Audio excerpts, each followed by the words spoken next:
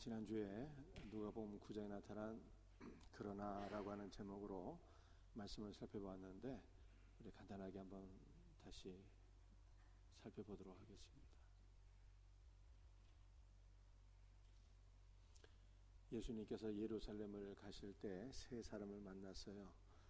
첫 번째 사람이 예수님께 이렇게 말씀을 드렸습니다.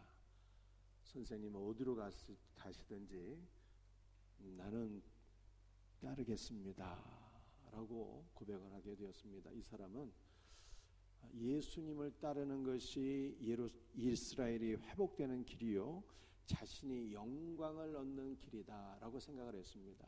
그런데 예수님이 뭐라고 말씀하셨습니까? 여우도 굴이 있고 공중에 새도 집이 있으되 인자는 머리 둘 곳이 없다 라고 말씀하셨습니다.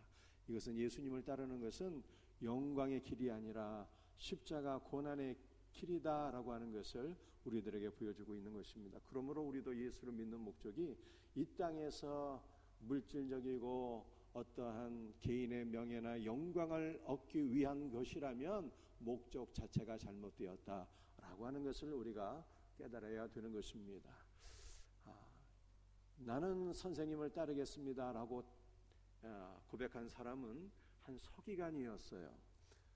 이 서기관이 선생님 어디로 가시든지 저는 따르겠습니다 라고 고백을 했는데 인간의 노력과 의지로는 주님을 따르는 것이 불가능한 일입니다. 오직 주님의 은혜로만, 주님이 붙잡아 주셔야만 우리는 하나님 나라까지 그리스도와 함께 동행하게 되는 것입니다. 두 번째 사람에게 예수님께서 말씀하시죠. 너는 나를 따르라 이렇게 말씀하셨는데 그 사람이 답변하기를 나로 먼저 가서 내 아버지를 장사하게 허락하옵소서 이렇게 얘기를 했습니다. 그때 예수님께서 하시는 말씀이 죽은 자들로 자기의 죽은 자들을 장사하게 하고 너는 나를 따르라 이렇게 말씀하셨잖아요. 이것은 육신의 가족 관계보다 부친을 장례 지내는 것보다 그리스도를 섬기고 그리스도의 말씀을 선포하는 것이 훨씬 더 중요한 가치다라고 하는 것을 주님께서 보여주신 것입니다. 죽은 자들로 하여금 죽은 자를 장사 지내게 하라라고 하는 것이 무슨 뜻입니까? 영적으로 죽은 자들로 하여금 육신적으로 죽은 자들을 장사 지내게 하고 그들을 섬기게 하라라고 하는 뜻입니다. 여러분들, 우리는 어떤 사람들일까요? 우리는 다 그리스도께 부르심을 받은 자들이에요. 부르심을 받지 못한 자들로 하여금 육신의 가족을 섬기게 하고 부르심을 받은 너희는 나를 따르고 천국 복음을 전파하라 이렇게 말씀하신 것입니다. 여러분들, 우리는 부르심을 받은 자들입니까? 못 받은 자들입니까? 다 부르심을 받은 자들이에요. 교회라고 하는 단어 자체가 부르심을 받다라고 하는 뜻이에요. 우리는 다 그리스도의 복음을 통해서 부르심을 받은 자들이기 때문에 우리의 가장 우선적인 가치는 예수 그리스도여야 하고 그의 복음을 증거하는 것이 우리의 삶의 가장 우선순위가 되어야 하는 것입니다. 세 번째 사람이 예수님께 이렇게 고백을 했습니다. 내가 주를 따르겠습니다. 그렇지만 나로 하여금 먼저 내 가족을 작별하게 허락하옵소서 이렇게 고백을 하게 되었습니다. 여러분들, 가족이라고 하는 것은 육신의 가족도 의미하는 것이지만 그리스도보다 더 사랑하는 것, 그리스도보다 더 의지하는 것, 이것이 바로 가족의 의미입니다. 그런데 내가 사랑하는 모든 것들을 먼저 이별하고 주님을 따르겠습니다 이렇게 고백한 것이죠. 여러분들, 인간의 힘으로 그리스도보다 더 사랑하는 것들이 우리에게 많이 있는데 이 모든 것들과 이별하고 그리스도를 따를 수 있겠습니까? 평생 가도 따를 수가 없어요.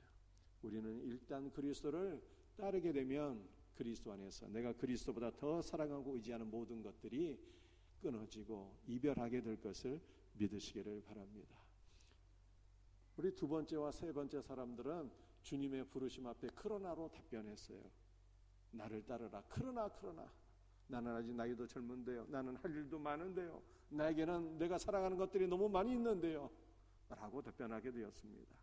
여러분들, 우리는 주님의 부르심 앞에, 나를 따르라고 하는 주님의 부르심 앞에 그런 나로 답변하지 말고 나의 영원한 운명을 직시하고 아멘 주 예수여 내가 주를 믿나이다, 아멘 주 예수여 내가 주를 따르겠나이다 라고 고백할 수 있는 복된 은혜가 있기를 예수의 이름으로 축복합니다. 오늘은 70인 전도대를 파송하시다라고 하는 제목으로 말씀을 나누겠는데요, 크게 두 가지 말씀이 되겠습니다.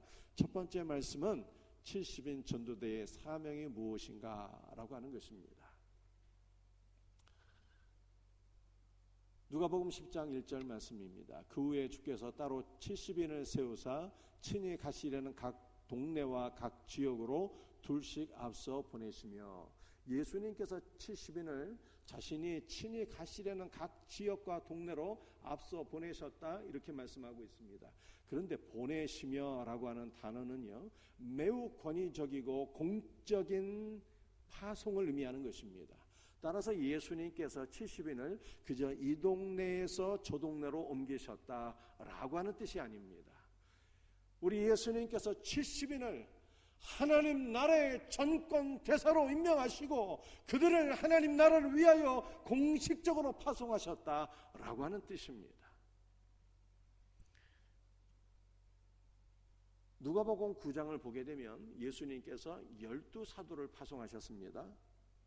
누가복음 10장을 보게 되면 예수님께서 70인 전도대를 파송하셨습니다.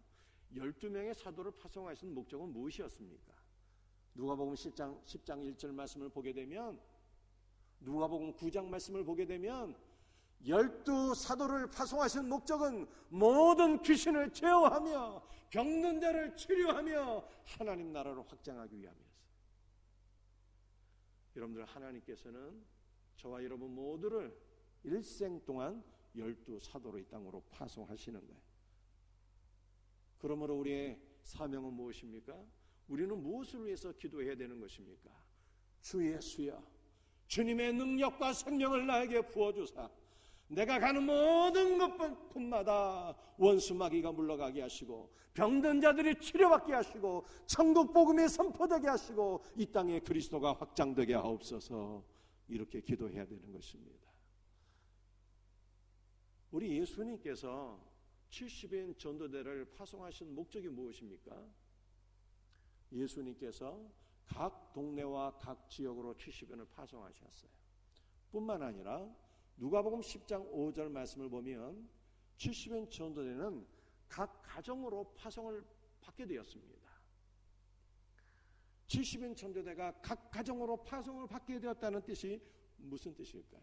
여러분들, 70이라고 하는 숫자는요, 가족의 숫자입니다. 야곱은 12아들이 있었는데 이 12아들이 이후에 장성하여서 또 가정을 이루게 되니 야곱이 애굽으로 내려갈 때 야곱의 가족의 숫자가 바로 70이었어요. 그래서 70이라고 하는 숫자는 확장된 가족의 숫자인 것입니다. 또한 70이라고 하는 숫자는 성경의 숫자예요. 아니, 70이 성경과 무슨 상관이 있을까요?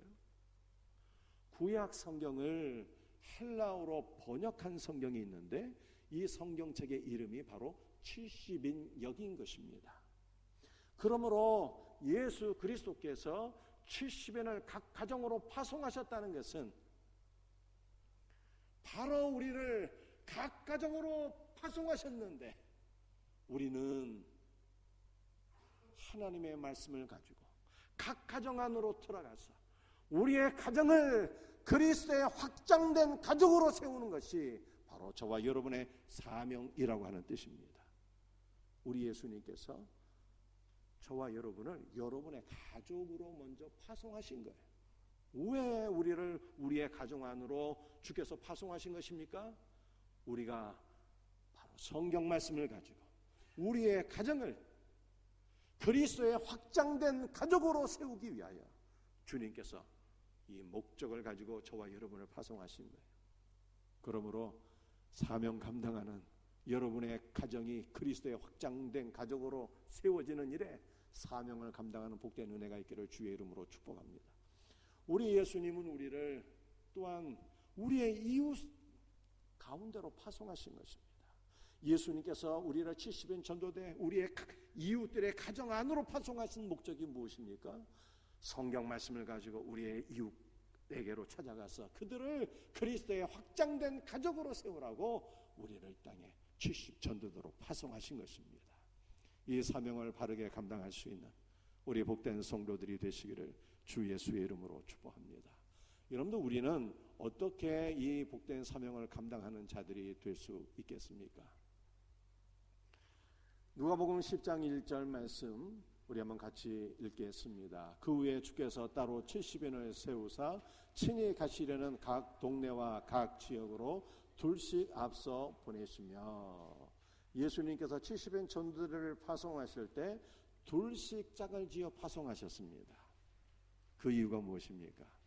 한 사람이 전도할 때 한 사람은 기도하고, 한 사람이 복음을 증거하다가 말문이 막힐 때 또 다른 사람이 복음을 증거할 수 있도록, 한 사람이 복음을 증거하다가 탈진하여 쓰러질 때 또 한 사람이 그를 붙잡아 일으키도록 하기 위하여 둘씩 짝을 지어 파송하신 것입니다. 그러므로 예수님께서 70인 전도대를 둘씩 짝지어 파송하신 목적은 너희들이 사역할 때 함께 연합하여 사역하라, 함께 연합하여 사역할 때 너희가 승리하리라 라고 말씀하신 것입니다. 우리가 2024년 라오스 단기 선교를 은혜 가운데 마치고 돌아오게 되었습니다. 여러분들이 보시는 이 이미지는 우리 생명샘교회 성도들이 목요일날 라오스 비엔티안에 위치한 생명샘교로 가게 되었을 때 예배를 드리기 전에 먼저 저녁을 먹게 되었는데요, 비엔티안 성도들이 우리 팀을 위해서 저녁 식사를 준비하는 모습입니다. 여러분들이 두 번째로 보시는 이 이미지는 제 옆에 앉아있는 분이 비엔티안 생명샘교회 담임 목사인 썸모입니다. 그 썸모의 사무실에서 함께 교제하면서 찍은 사진입니다.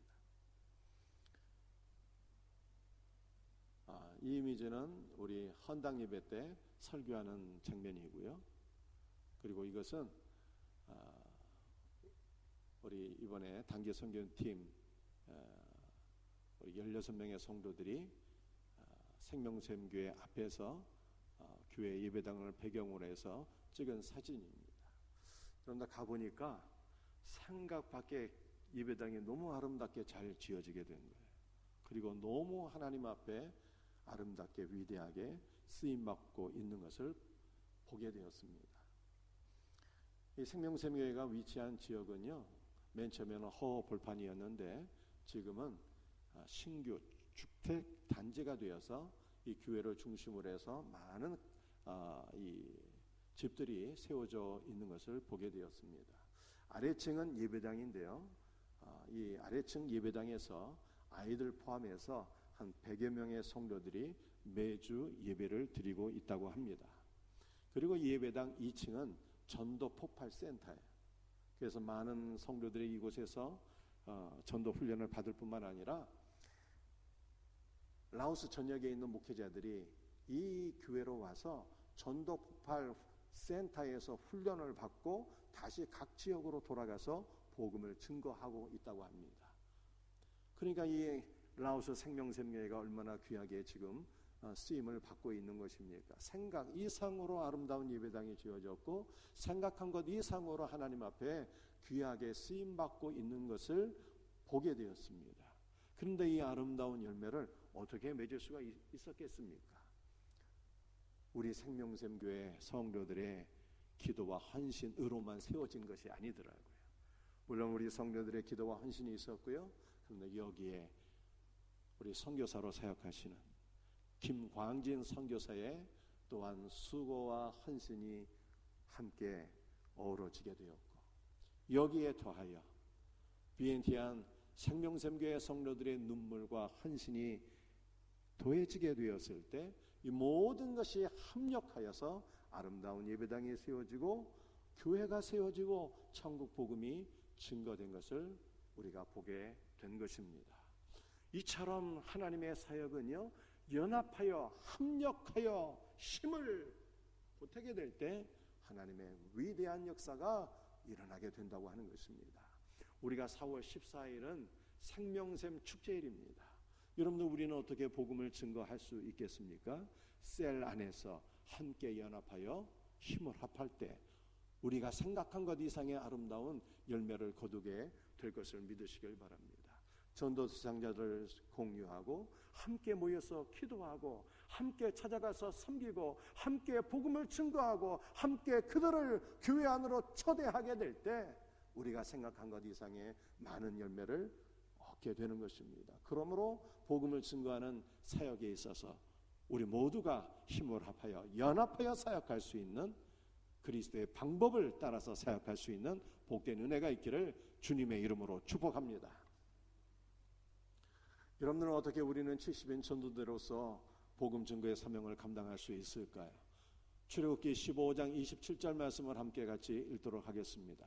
그들이 엘림에 이르니 거기에 물샘 12과 종려나무 70그루가 있는지라 그들이 그 물 곁에 장막을 치니라. 물샘 12은 12사도의 사역을 가리키는 것입니다. 12사도가 생명수가 되시는 예수 그리스도를 세상 가운데 공급하는 것, 이 12사도의 사역인 것이죠. 여러분들, 종려나무는 70그루인데 이 70그루의 종려나무는 70인 전도대의 사역을 가리키는 것입니다. 종려나무는 이스라엘에서 가난한 자들의 양식인 것입니다. 그러므로 70인 전도대의 사역은 생명의 양식이 되시는 예수 그리스도를 공급하는 것입니다. 우리는 물만 마시고 살 수 없죠. 물도 마시고 양식을 먹어야 살 수 있는 것처럼 성도의 사명은 생명수와 생명의 양식을 이 세상의 불신자들에게 공급하는 것이 바로 성도의 사명인 것입니다. 그런데 이 사명을 우리가 어떻게 감당할 수 있을까요? 성경이 이렇게 말씀하고 있습니다. 그들이 그 물 곁에 장막을 치니라. 물샘 곁에 장막을 치고 생명수를 마시고 생명의 양식을 먼저 먹어서 배부르게 되었을 때 우리는 이 세상에 생명수를 공급하는 자들이 되고 생명의 양식을 공급할 수 있는 능력 있는 전도대가 된다는 뜻입니다. 저와 여러분들이 먼저 그리스도와 더불어 교제해서 그리스도께서 주시는 생명수와 생명의 양식을 먹고 마시며 이 모든 복된 생명의 양식을 이 땅 가운데 공급할 수 있는 능력 있는 70인 전도대가 될 수 있기를 예수님의 이름으로 축복합니다. 누가복음 10장 1절 말씀입니다. 다시 한 번 더 이 말씀을 함께 읽도록 하겠습니다. 그 후에 주께서 따로 70인을 세우사 친히 가시려는 각 동네와 각 지역으로 둘씩 앞서 보내시며, 예수님은 70인을 세우사 자신이 친히 가시려는 각 동네와 각 지역으로 그들을 먼저 보내셨습니다. 이것은 70인으로 보내심을 받은 성도들에게는 믿음이 있어야 한다는 뜻입니다. 전도자들은 예수님께서 자신이 가시고자 하는 곳에 나를 먼저 보내셨다라고 하는 믿음이 있어야 되는 것입니다. 즉 여러분이 가는 곳에 예수님께서 뒤따라오시며 여러분이 누구를 만나든지 여러분이 만나는 모든 사람들을 주 예수께서 만나 주실 것이라고 하는 믿음이 있어야 된다는 뜻입니다. 여러분이 만나는 모든 사람들에게 예수님께서 찾아오셔서 만나 주신다면 어떠한 역사가 일어날 수 있겠습니까? 분명히 우리가 상상하는 것 이상 놀라운 일들이 일어나게 될 것입니다. 그러므로 우리는 모든 인간 관계에 믿음을 적용해야 되는 것입니다. 부모님을 만날 때에도, 자녀를 만나서 훈계할 때에도,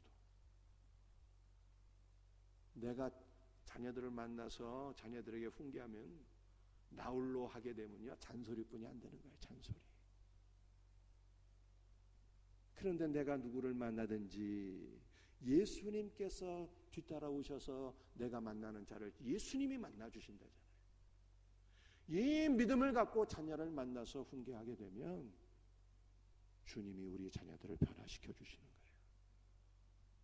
아멘입니까? 내가 누구를 만나든지 직장에 출근해서 상사를 만나고 동료를 만날 때에도 주님이 함께 만나 주신다는 믿음으로, 내가 전도 대상자를 만날 때에도 주님이 나와 함께 하시고 나를 통해서 전도 대상자를 주님이 만나 주신다는 그 믿음으로 우리는 모든 사람을 만나야 되는 것입니다. 이 믿음으로 나갈 때 예수님께서 우리를 통해서 일하시는 놀라운 역사를 경험하게 될 것을 믿으시기를 바랍니다. 우리에게는 열심히 부족한 것이 아니라 예수 그리스도를 믿는 믿음이 부족한 거예요. 내가 가는 모든 것에 주님이 함께 오신다고 하는 것을 정말로 믿을 수 있다면 우리는 어느 곳을 가든지 두려워하지 않습니다. 두려워할 필요가 없어요. 주님이 뒤따라오시고 주님이 나와 함께 하시는데 두려울 것이 뭐가 있겠습니까? 우리는 어떠한 장소에서도 소망을 갖고 담대한 마음을 유지할 수 있게 되는 것입니다. 우리에게 부족한 것은 열심이 아니라 예수 그리스도를 믿는 믿음이에요.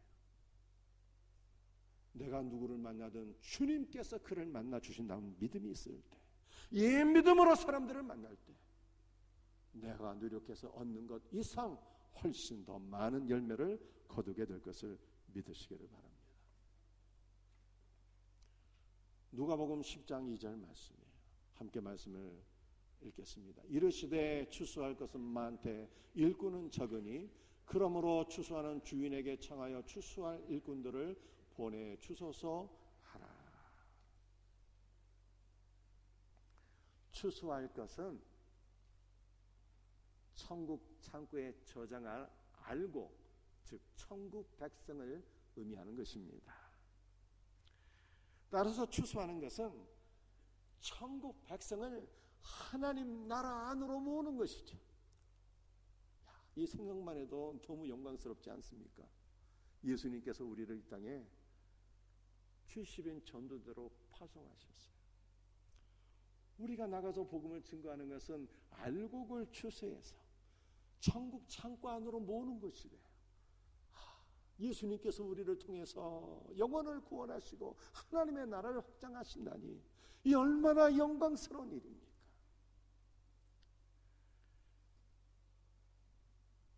저는 최근에 어떤 목사님의 설교를 들은 적이 있는데요.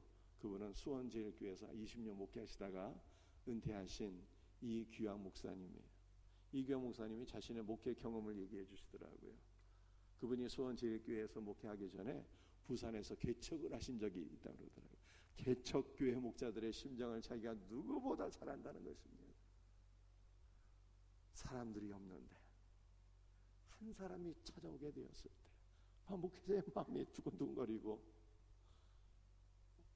그 사람에게 모든 관심과 마음을 다 쏟게 되고,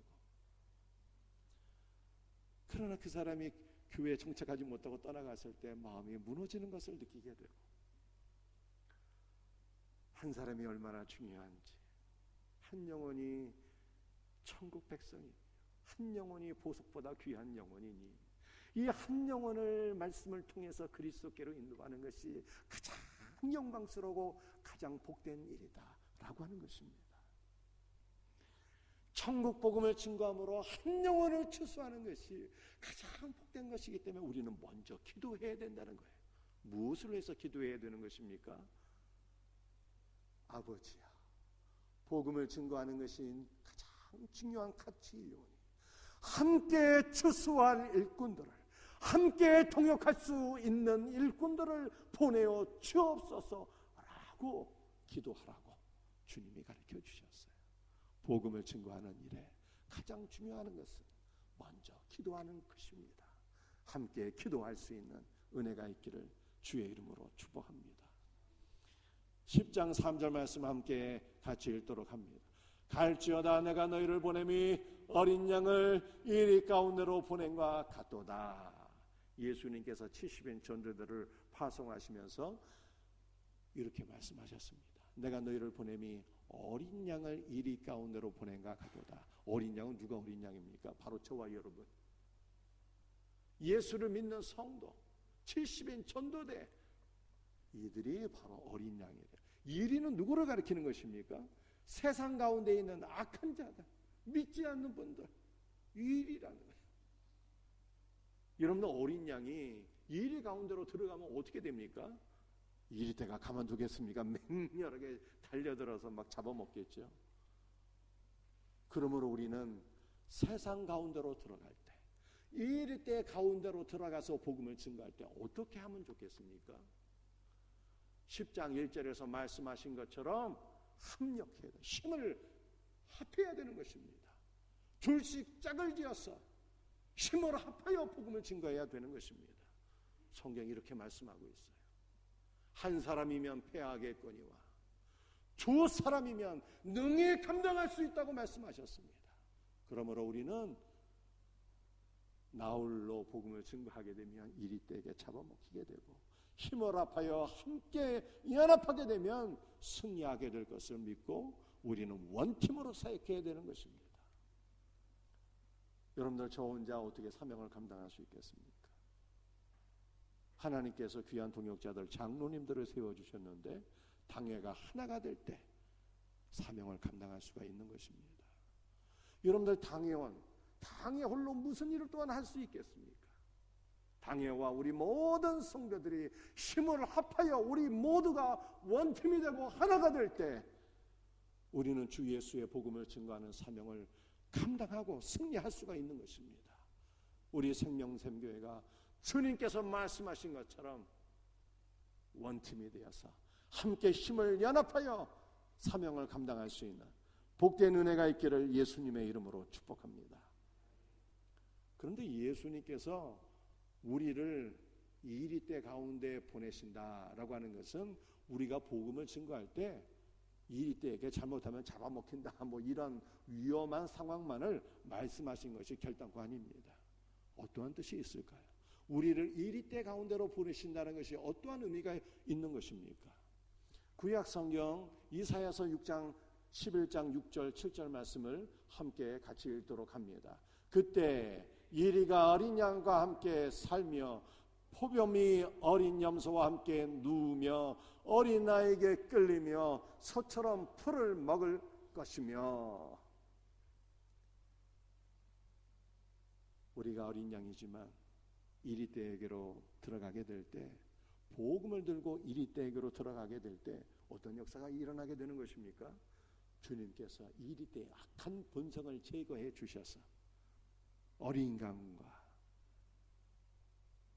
이리가 함께 살며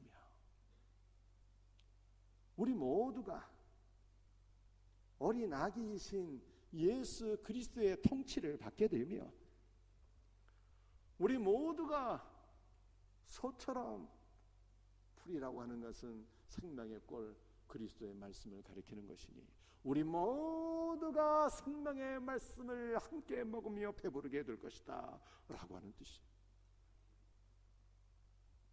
여러분들, 우리가 이리 때로 들어가며 잡혀 먹는 게 아니에요. 우리를 통해서 아름다운 하나님의 나라가 세워지게 될 것을 이미 구약 성경 이사야가 우리에게 말씀하고 있는 것입니다. 우리는 이 믿음과 이 비전을 붙잡고 나가야 되는 것입니다. 주여, 우리가 어린 양이지만 세상 가운데 있는 이리 때에게 나아갈 때 복음 안에서 어린 양과 이리가 함께 살며 어린 아기이신 예수 그리스도의 통치를 받으며 우리가 생명의 꿀을 먹으며 하나님의 나라 가운데 놀라운 은혜를 경험하게 될 것을 믿습니다. 이 믿음과 이 비전을 가지고 나아갈 수 있는 복된 은혜가 있기를 예수님의 이름으로 축복합니다. 예수님께서는 70인 전도대를 파송하시면서 세 가지를 가지지 말라 이렇게 말씀하셨어요. 세 가지가 뭡니까? 첫 번째는 전대. 전대는요, 돈 주머니를 가리키는 거예요. 이것은 너희가 전도하면서 돈 의지하지 말라는 뜻입니다. 참된 재물은 주 예수 그리스도이시니 너희가 예수 그리스도를 의지하며 복음을 증거하라고 말씀하신 것입니다. 배낭은요, 여행용 가방을 의미하는 것입니다. 너희가 전도 여행 다닐 때 너희들을 전도사에게 필요한 것들 바리바리 다 싸가지고 다니지 마라. 내가 너희의 필요한 것들을 다 공급하여 줄 것이다. 주님께서 말씀하신 것입니다. 여러분들, 오직 우리가 준비해야 될 것은 따로 있으니 무엇을 준비해야 되는 것입니까? 바로 생명의 말씀을 잘 준비하면 되는 것이죠. 생명의 말씀을 잘 준비하면 나머지 모든 것들은 내가 너에게 공급하여 주리라. 주님이 말씀하신 것입니다. 세 번째로 가지지 말라고 하신 것이 있습니다. 신발을 가지지 말라고 말씀하셨어요. 신발을 가지지 말라는 것이 무슨 뜻입니까? 등산을 가거나 혹은 동네에서 이렇게 운동장에서 운동할 때 이렇게 보게 되면 간혹 신발 벗고 다니시는 분들이 있어요. 맨발로 다니면 건강에 좋다고 해서. 예수님은 전지하시는 하나님이시니까 이것을 미리 하시고, 너희들이 전도할 때 맨발로 다니면 좋아, 건강에 이로울 거야, 이렇게 말씀하신 것일까요? 그런 뜻이 아닙니다. 신발을 가지지 말라고 하는 것은, 신발이라고 하는 것은 기업을 물을 자의 권리를 가리키는 것입니다. 따라서 신발을 가지지 말라고 하는 것은 너희들이 복음을 증거하는 자로서 전도자의 권리나 주장을 다 내려놓아야 한다는 뜻입니다.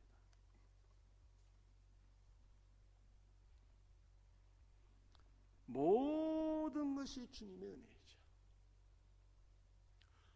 우리가 주님의 은혜를 망각하고서 내가 하나님의 나라를 위하여 무슨 큰 위대한 역사나 한 것처럼 착각해서는 안 된다는 뜻입니다.